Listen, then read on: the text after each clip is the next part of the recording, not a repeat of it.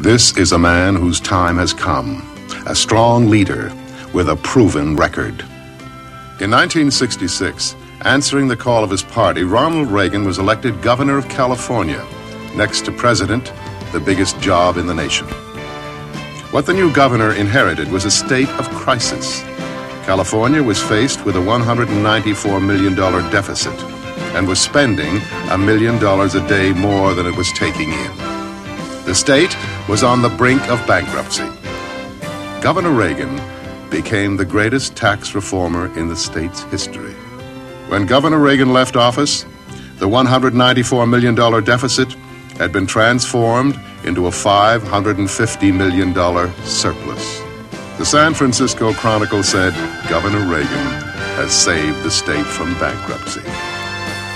The time is now for strong leadership. Reagan for president.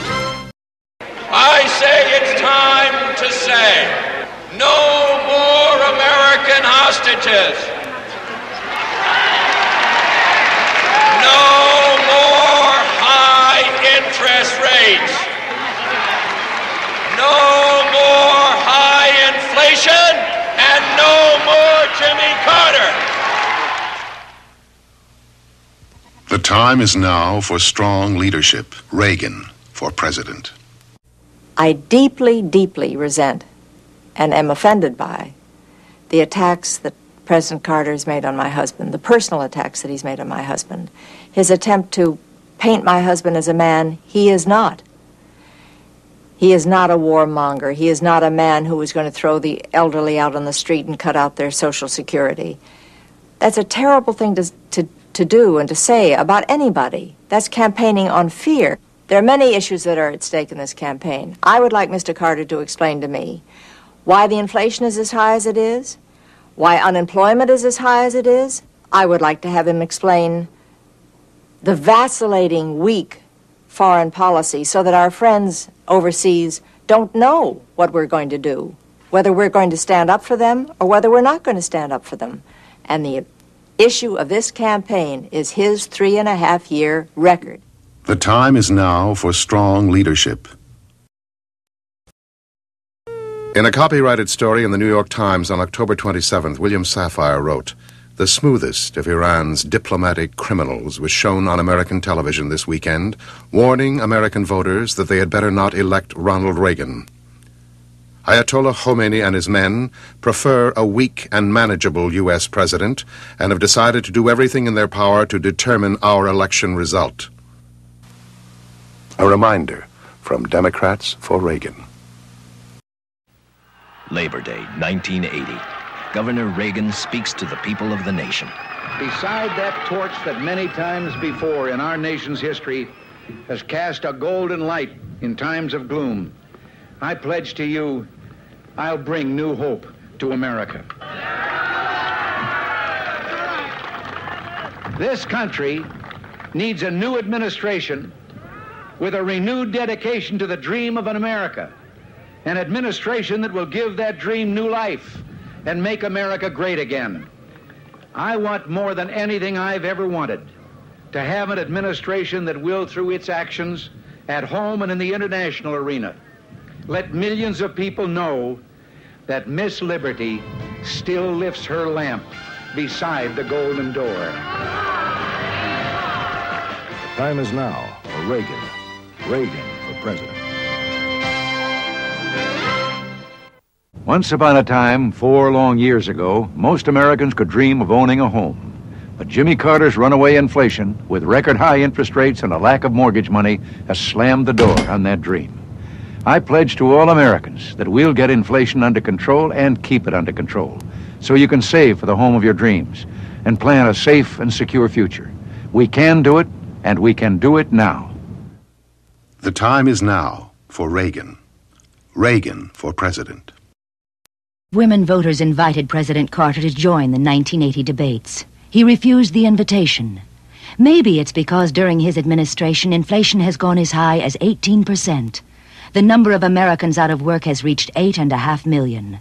Housing starts have hit a new low, while interest rates have hit a new high. Maybe he won't debate because he knows the real question is, can we afford 4 more years of this? The time is now for Reagan. Reagan for president. Time and time again, people say they did not vote for me in 1976, and now they realize they made a mistake. But 76 is behind us. This nation will be better served by a Reagan presidency rather than a continuation of the weak and politically expedient policies of Jimmy Carter. For the future of our country, a change of leadership is mandatory. Cast your vote for Ronald Reagan. The time is now for strong leadership. Reagan for president. My number one responsibility is to defend this country, to maintain its security. And I put a strong defense at the top of my priority list, and it's going to be maintained that way.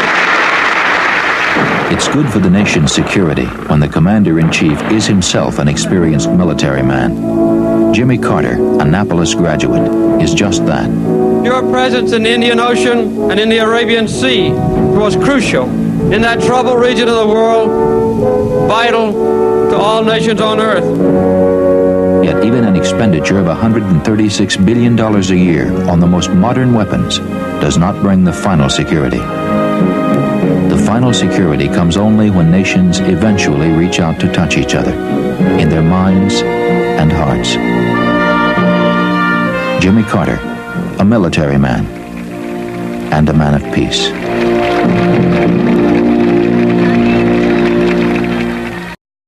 I just can't imagine him being president. It's too complex a job.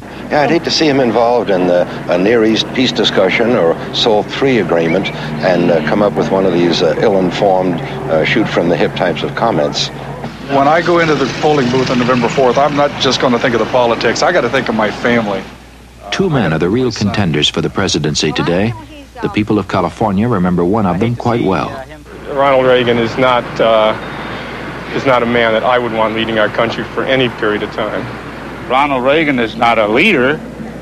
I think he would have gotten us into a war right by this time. Carter certainly hasn't. It wasn't until President Carter came that we really had, for the first time, peace between Egypt and Israel. I think it's a big risk to have Reagan as president. Reagan scares me. He really scares me. I think I've got to vote for Jimmy Carter, really. On November 4th, re-elect President Carter. My name is Lorraine Michaels, and I'm from Sarah, Oklahoma. And we do welcome you to Elk City, Mr. President. And instead of a question, I have a comment. As a citizen of the United States of America, of Western Oklahoma, of the rural community, and more particularly as mother of three teenage sons, I want to express to you my personal prayers and gratitude for your role as peacemaker in the world today.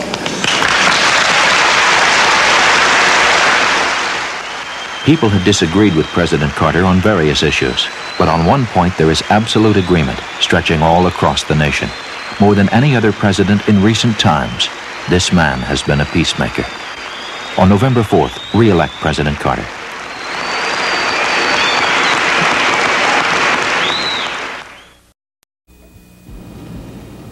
Each day, the world's most important information flows into the Oval Office. And when the Chief of State travels out into the world as our principal representative, he must carry at his fingertips a vast fund of ever-changing information about nations, relations, and people. This will be the 4th Economic Summit Conference, and I approach it with optimism. Whether at an economic summit or at the funeral of a Japanese prime minister, President Carter represents this nation with intelligence and dignity. He has built an enduring relationship with the People's Republic of China, and he has established working friendship with a range of world leaders. Like many Americans, they have come to respect the dedication, the humanity, and the good sense of President Jimmy Carter. I'm grateful that I can look back on my first term and see 4 years of peace. And that's what we want for the next 4 years, is peace. But I'd like to remind you that the peace we enjoy is based on American military strength and American moral strength. As the first president from the Deep South in 140 years, President Carter personifies and carries to the nation and to the world a special view of the ancient relationship between making war and preserving the peace. We Southerners believe in the nobility of courage on the battlefield, and because we understand the cost of war, we also believe in the nobility of peace. President Carter, a military man and a man of peace.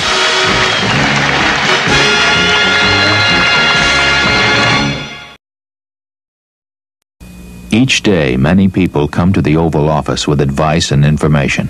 But when it comes time to decide something, President Carter must decide alone. No matter how many advisors and assistants, a president can never escape the responsibility of truly understanding an issue himself. That is the only way that a presidential decision can be made, and the only way that this president has ever made one. President Carter.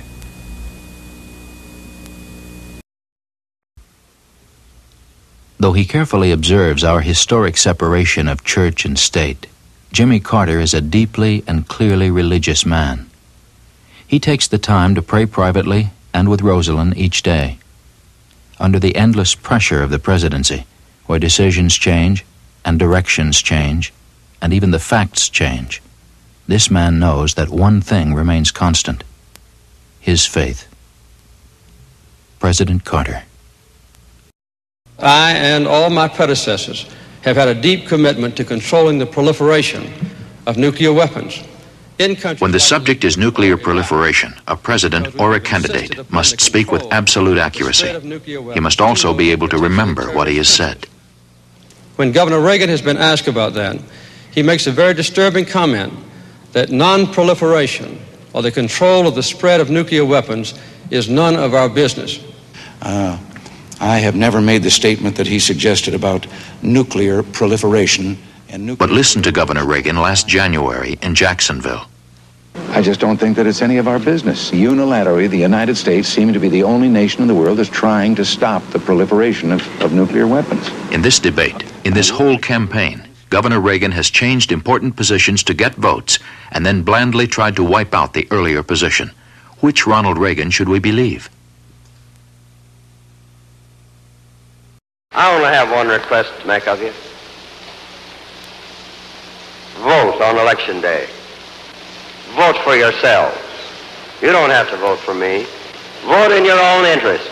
And when you do that, you can only vote one way. Vote for the welfare of the country, vote for the welfare of the world, and vote for your own welfare by voting the Democratic ticket straight on November the 2nd. On November 4th, re-elect President Carter, the Democrat. John Anderson was born and raised in Rockford, Illinois. After serving in Europe during World War II, he spent 2.5 years in the Foreign Service in Berlin. John Anderson was a state's attorney, and for the last 20 years a respected U.S. congressman. He's been married for 27 years and helped raise 5 children. In Congress, John Anderson fought for equal rights, campaign reform, a strong economy, and a bold new energy program. We need John Anderson for president. Call in your pledge to 800-331-1000 or send your check for any amount from $5 to $1,000 to National Unity Campaign for John Anderson, Box 400, Washington, D.C. 20044. Former President Gerald Ford once said of John Anderson, quote, "He's the smartest guy in Congress, but he insists on voting his conscience instead of party," unquote. Don't we really need that independence, that intelligence, that conscience in a president? Don't we really need John Anderson now? With your help, he can win.